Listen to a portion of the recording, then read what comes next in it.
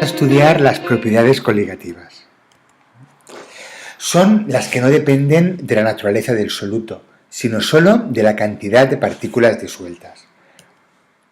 Propiedades coligativas son la presión de vapor, la temperatura de ebullición, la temperatura de congelación y la presión osmótica.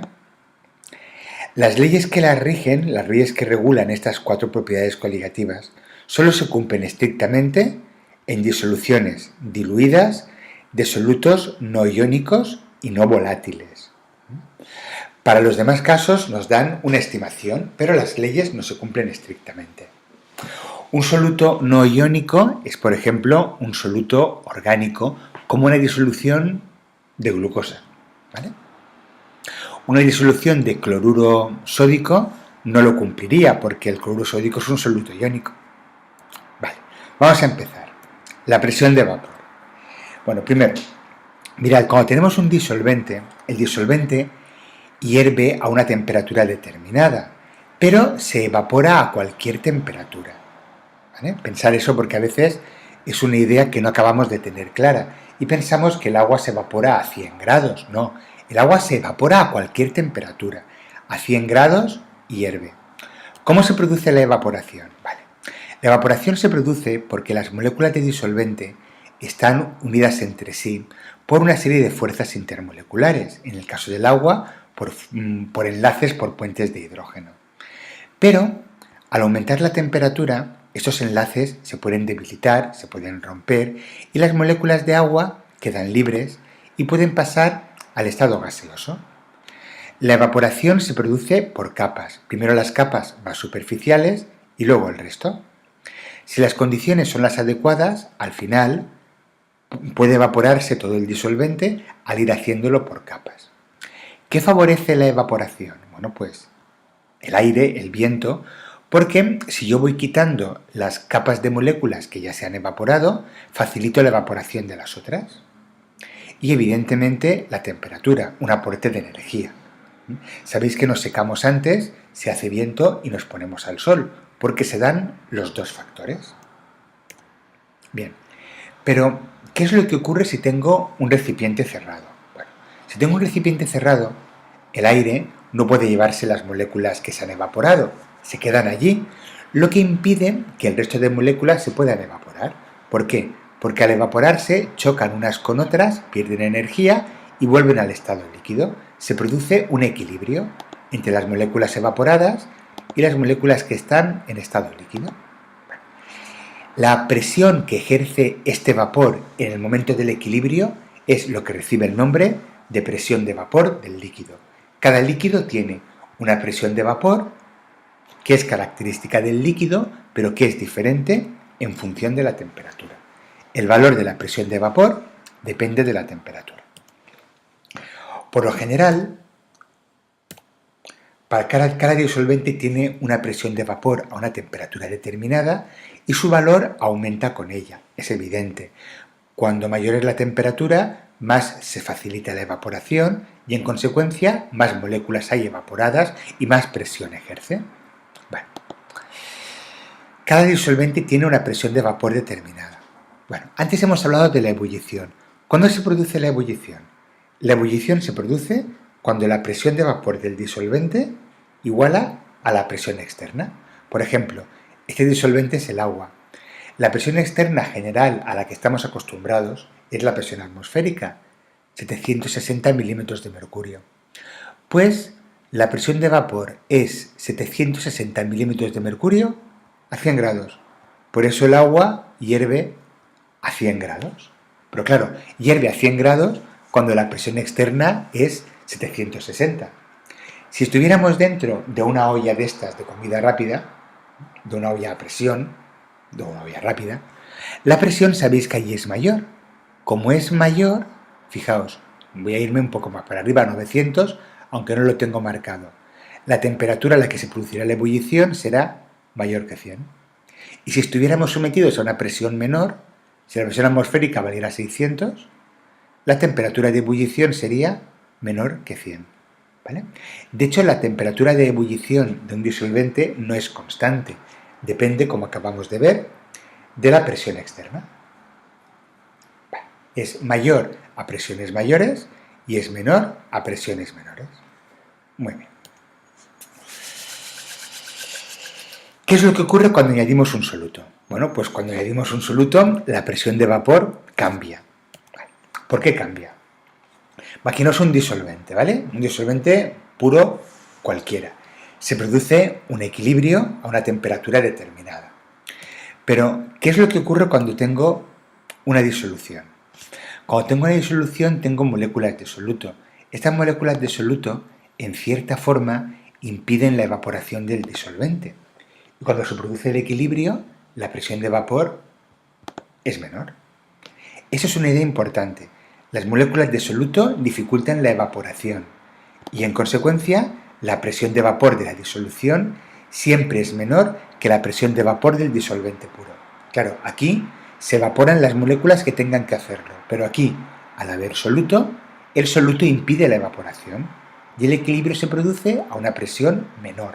Menor porque hay menos partículas de disolvente evaporadas. Esta idea es importantísima. La presión de vapor de una disolución es menor que la de un disolvente puro.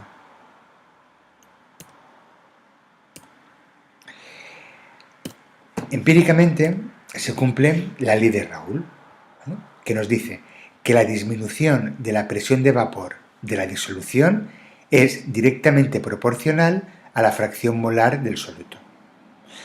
La constante de proporcionalidad, en este caso, es la presión de vapor del disolvente puro. Esto todo todo se cumple a una temperatura determinada. ¿Por qué? Porque si cambia la temperatura, la diferencia de presión y la presión de vapor cambia. Bueno, la siguiente propiedad, la temperatura de ebullición y la temperatura de congelación. Para un disolvente como el agua, tenemos una curva de presión de vapor que tiene dos puntos importantes. El momento en el que se produce la ebullición y el momento en el que se produce la congelación. Bien, ¿qué es lo que ocurre cuando tenemos, en lugar de un disolvente puro, una disolución? Bueno, pues que la presión de vapor disminuye. Y cuando la presión de vapor disminuye, las temperaturas de ebullición y de congelación cambian. La temperatura de ebullición, ahora, si os dais cuenta, se producirá será mayor porque tiene que producirse cuando la presión de vapor iguale a la presión atmosférica y esto ocurre a mayor temperatura. Y la temperatura de congelación, por contra, será menor. Los límites se expanden. La temperatura de ebullición aumenta y la de congelación disminuye. Fijaos, lo vuelvo a explicar.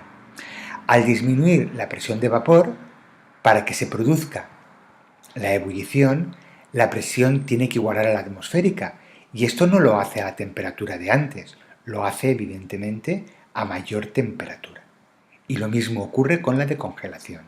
Una disolución, si lo relacionamos con el disolvente, hierve a mayor temperatura y congela a menor temperatura. Vale. El aumento ebullioscópico y el descenso crioscópico son debidos, como he dicho antes, a la disminución de la presión de vapor de la disolución. Se cumple que la variación de temperatura es proporcional a la molaridad, donde esta K es diferente según se trate de temperatura de ebullición o de temperatura de congelación. K es una constante que depende del disolvente. La fórmula para los dos fenómenos es la misma, pero con una diferencia. Esto es variación de temperatura de ebullición constante ebullioscópica y esto es disminución de la temperatura de congelación constante crioscópica. Eso es aumento de la temperatura de ebullición. Temperatura de ebullición de la disolución menos temperatura de ebullición del disolvente. Y esto es disminución de la temperatura de congelación. Temperatura de congelación del disolvente menos temperatura de congelación de la disolución. La constante que recibe el nombre de constante bulloscópica y constante crioscópica, solo depende del disolvente. Para el agua, K sub P es 0,52 grados centígrados por kilo por mol a la menos 1. Y la crioscópica 1,86 por grado centígrado por kilo por mol a la menos 1.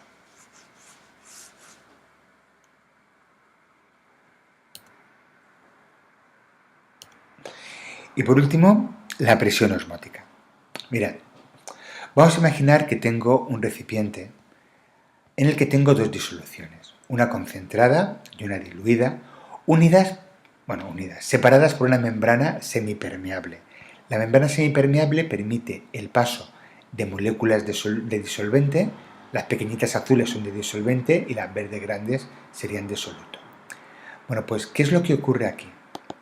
Pues se produce un fenómeno de ósmosis, que consiste en el paso de las moléculas de disolvente a través de la membrana semipermeable desde la disolución más diluida a la más concentrada para intentar igualar las dos concentraciones.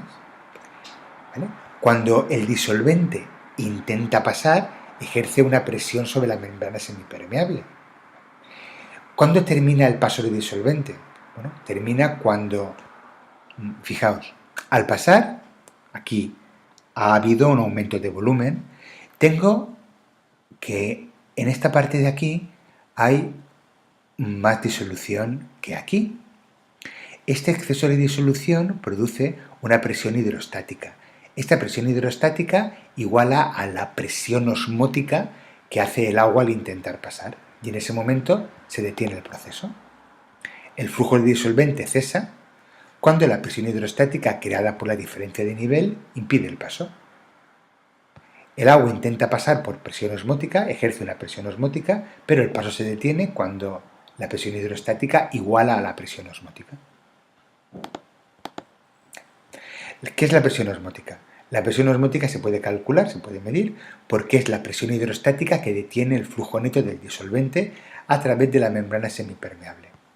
Se cumple que esta presión osmótica cumple la ley de Van Hoff, que curiosamente es igual que la ley de los gases, pero diferenciamos la presión y la escribimos con la letra pi. Se cumple que presión por volumen es igual a N por R por T. Este volumen pasa dividiendo y esto sería la molaridad. La presión osmótica es la molaridad por R y por T. Fijaos, la presión osmótica depende de la concentración y depende de la temperatura. La presión a una temperatura dada es proporcional a la molaridad de la disolución. ¿Vale? Bueno, pues ya está.